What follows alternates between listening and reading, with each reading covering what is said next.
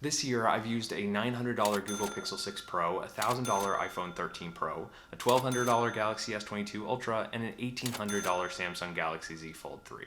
That's just some context as I review the $450 Google Pixel 6a. I think this framing is important because it tells you just how much of an uphill battle that Google faced when I was reviewing the Google Pixel 6a.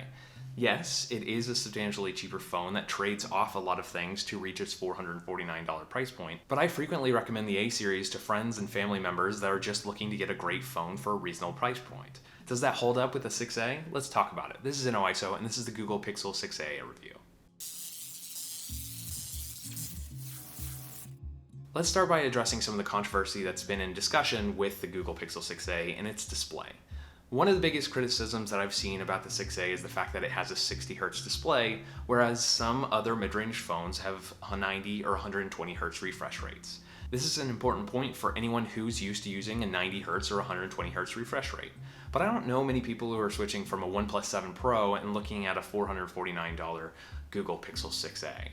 I think more often the people who are switching to this phone will probably come from a 60Hz refresh rate and not really notice the difference relative to their existing phones. Personally, I've never been really all that sensitive to refresh rates, and switching from the Pixel 6 Pro with a 120Hz to this with 60Hz, I honestly didn't notice a huge difference. The big thing for me was this phone was significantly more stable and reliable than the Pixel 6 Pro was when it first released. Obviously that's since changed, but I was really impressed with my experience of using this phone. Like the Pixel 6 and Pixel 6 Pro, it has a Google Tensor chip, which means that it's a flagship chip in a reasonable mid-range price phone, just like the iPhone SE. But the difference here is you're not sacrificing on the design of the phone and the experience of using the phone for the sake of that faster chip. Let's talk about that design. I still haven't fully warmed up to the unique design language that the Pixel 6 series takes on. Yes, I appreciate that this mirrors the design of the 6 and the 6 Pro, but it's just not a design that really strikes me as premium. The multiple colors are cool and unique, but I would prefer something with a little bit more striking colors rather than a white, a gray, and a muted green color. The back panel is plastic, and had you not told me, I would have thought it was the same glass that's on the Pixel 6. Yes, if I got close enough and tapped it a few enough times, then I might think it's plastic, but if I had a preference, I would instead use the same sort of stiff matte plastic that was on the Galaxy S22 or the Galaxy S21 FE, which felt a lot more premium. This still doesn't strike me as cheap, but it's not really all that fancy in my mind. Outside of that, the phone's design is just a shrunk down Google Pixel 6. It's shrunk just a few millimeters in every direction, and those who follow the channel will know that most important for me is the experience of holding onto the phone. Ergonomics take the cake because I'm not one that uses a case on his phone, and so as a result, I can tell you that this is pretty great when it comes to ergonomics. Yes, it's still not quite as small as some other phones. The Galaxy S22 is a little bit easier to grip onto, but it's still substantially smaller, at least enough, than the Google Pixel 6, such that I'm more comfortable and less worried about falling and letting it drop to the ground. The whole phone has a bit of a wedge shape in that the back of the phone is just slightly wider and broader than the front of the phone, and so you're gripping onto the bigger part of the phone. I would have preferred a little bit more of a distributed curve, a unified curve that goes across the whole phone, or at least more substantially cuts off the corners, but it's a small complaint, and overall, I'm just happy that I can hold this phone in one hand without worrying too much. Stepping back to the display for a second, despite 60Hz not really bothering me, one thing that did bother me about the display was the fact that it couldn't get bright enough in broad daylight. Compared to any of the flagships or even mid-range phones that I've used this year, this was substantially dimmer, and so I couldn't see it outside most of the time. It's a sacrifice that you'll have to make going with a cheaper phone. I found that it was comparable in brightness to the OnePlus 9 from last year, at least in my experience, but I just wish that it was slightly brighter so I didn't have that problem. Having a high-end processor like the Tensor meant that my experience using this was just as fast and fluid as the Pixel 6 or Pixel 6 Pro. Yes, there was a sacrifice when it comes to the RAM, but I didn't find myself having apps closed in memory all that often, so it didn't feel like a substantial difference. It did feel slower in my experience than the Galaxy S22, but just minutely so, and I'm not sure exactly what caused that. Battery life was a little bit of a sacrifice when moving from the Pixel 6 down to the Pixel 6a. Typically on the Pixel 6, I could get through a day, maybe a day and change, with anywhere from 6 to 8 hours of screen on time. Whereas for the Pixel 6a, I typically was getting home at 7 or 8 p.m. at around 17 to 25% battery life remaining, and around 5 hours of screen on time, 5 to 6 all in, which isn't all that bad. It works, and if I had to make it last through a weekend, I might be able to do so, because ironically enough, the standby time on the Pixel 6a was substantially better than I've gotten used to using. It didn't really drain nearly as fast over time. Sometimes I wouldn't use the phone for an hour and a half in the mornings. I'd pick it up and still have 99 or 98% battery remaining, which is pretty darn impressive. My typical use case for it was browsing social media, fielding emails and messages, listening to music, and watching YouTube videos, while all connected to the Google Pixel Buds Pro, which I'll be reviewing very soon here. Be sure to get subscribed if you aren't already. Man, I love those earbuds. I'm so excited to talk about those earbuds. The other thing that differentiates Pixel devices like the 6a is in the software, and frankly I can tell you that I don't love the new software on Android 12 or now Android 13. I switched to Android 13 within the last week, and unfortunately it's just a couple of small tweaks relative to the Android 12. I didn't expect Google to walk back a lot of their changes in Android 12. It seems like this new design language is just what they're going with, but honestly I'm just so disappointed by it. There are a couple things for me that just hold back the visual design and the experience of using Android 13 that I just wish weren't there. The first I'll talk about is the control panel, which still has the same blocky, bubbly design of Android 12, which I just don't enjoy. Then there's the new music player with the wiggly track bar and the new album art, which I don't like the first, I like the second. In addition to that, the lock screen is now different.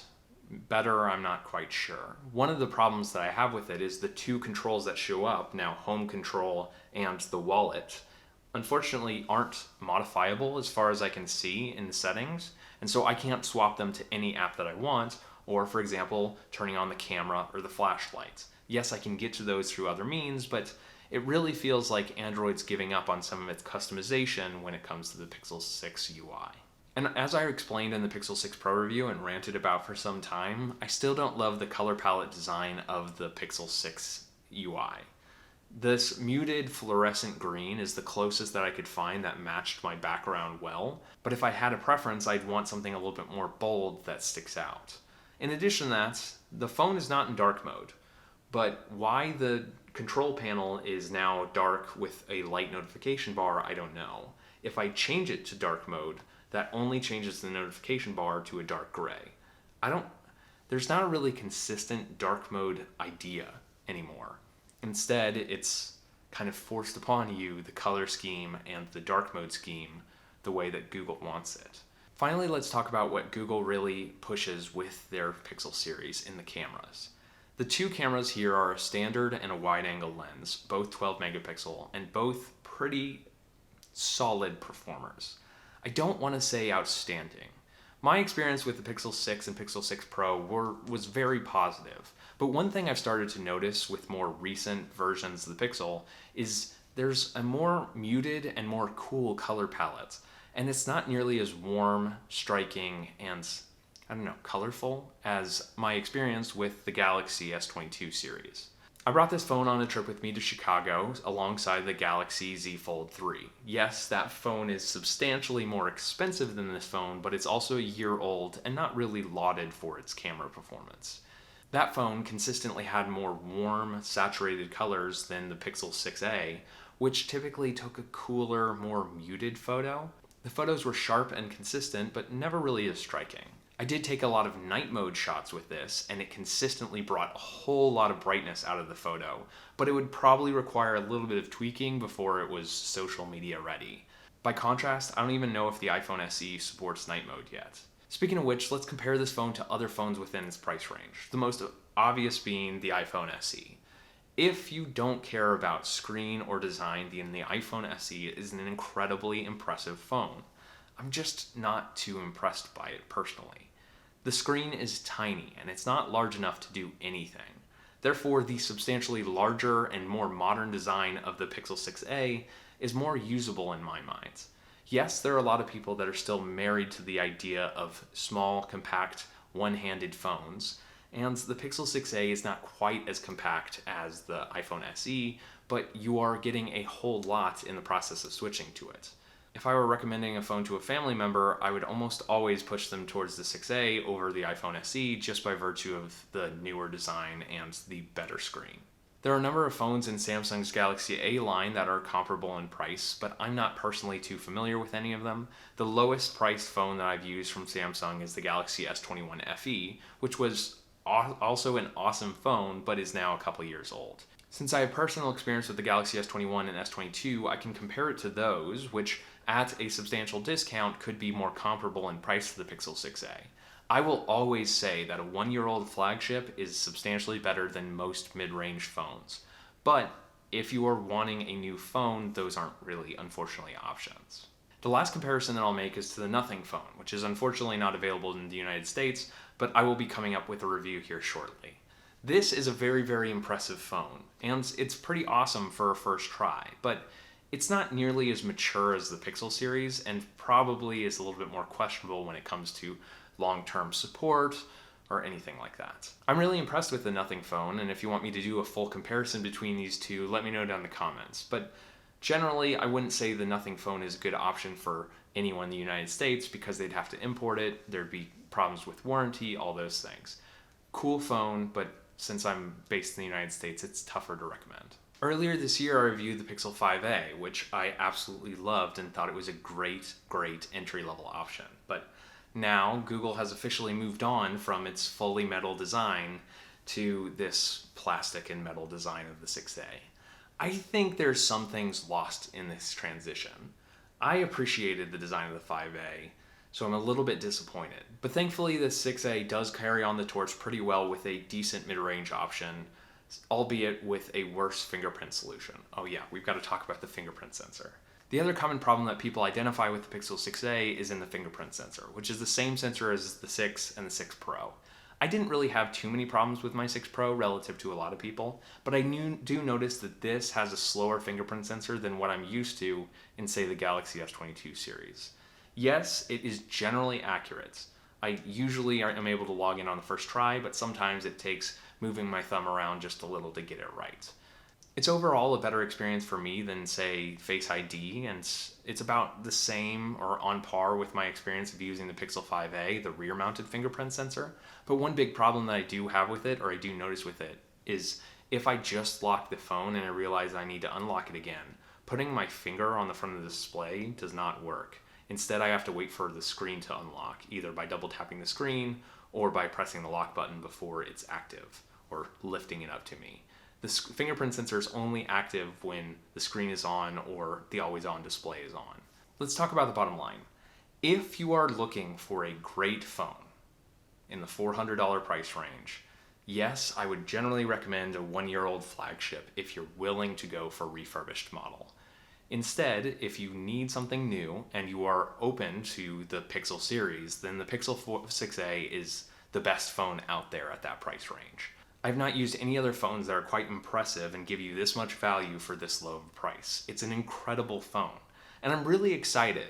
The downside for me was it wasn't available at the same time as the Pixel 6 series. This phone is very comparable to this phone. Actually, can you tell which one's which?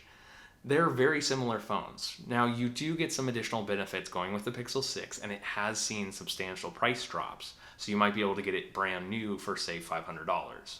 If you need a bigger screen or if you need a slightly more premium design, then the Pixel 6 is the phone to go with. But if, like me, you are a fan of compact phones that easily fit in your hand or your pocket, the Pixel 6a is a great option. Thank you for watching InnoIso. I hope you liked this review of the Pixel 6a. If you did, be sure to let me know down in the comments, like, and get subscribed for more videos just like this. I'm really excited for the Pixel 7 series this year. I hope it's going to be a strong contender, but we'll have to check it out. Thanks for watching. I'll catch you next one.